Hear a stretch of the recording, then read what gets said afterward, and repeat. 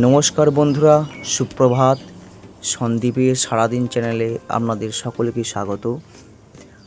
প্রথমেই ঘুম থেকে উঠে চৌমুখ ধুয়ে স্নান টান করে নিই। তারপর মায়ের মন্দিরে গিয়ে প্রথমে একটু ঘরটাকে পরিষ্কার করি, মুছি। যদিও বা মা আগের দিন ঘর পরিষ্কার পরিচ্ছন্ন করে রাখে।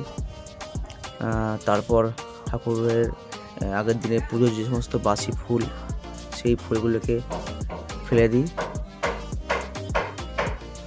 আমাদের এই মন্দিরটি অনেক পুরানো, কথিত আছে এটা প্রায় 4 থেকে 5 পুরুষের পুরানো।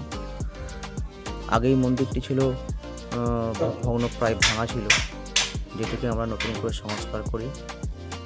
এরপর আবার মায়ের ওই চৌমুখ পরিষ্কার করিয়ে দিই। আমরা যেরূপ ঘুম থেকে উঠে প্রতিদিন চৌমুখ পরিষ্কার করি, সেরূপ সকালে প্রথমে গিয়ে মন্দির পরিষ্কার পরিচ্ছন্ন করার পর মায়ের চৌমুখটা পরিষ্কার করে দিই, মায়ের মহাকালের। তারপর ফুলে একটু চন্দন মিশিয়ে নিই।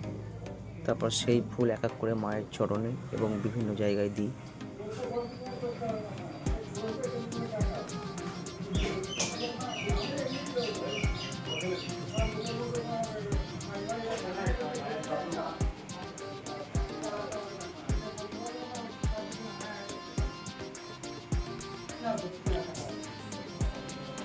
মন্দিরের এখন অনেক কাজ বাকি আছে।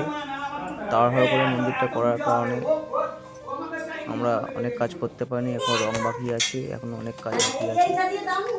এরপর পূজায় বসে যে কর্ম করি সেটা করতে হয়।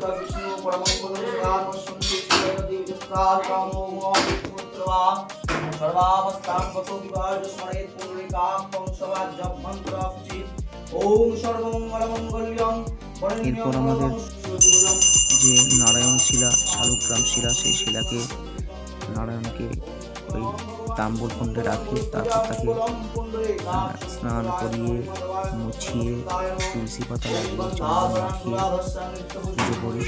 তারপর তাকে সিংহাসনে তুলে দিয়ে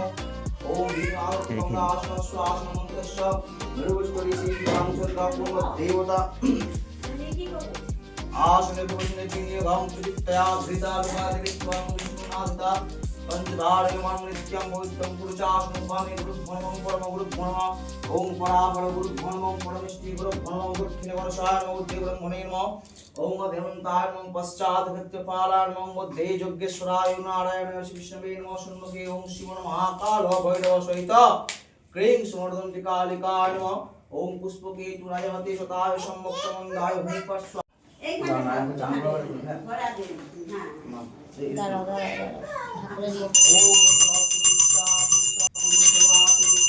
এই দেখো বন্ধুরা, আমি নারায়ণকে কীভাবে স্নান করাচ্ছি। এইভাবেই শুদ্ধ গঙ্গা জল দিয়ে স্নান করাই, এবং কোনো বিশেষ তিথি থাকলে তখন পঞ্চামৃত দিয়ে স্নান করাই। তাহলে বন্ধুরা এই পর্যন্তই।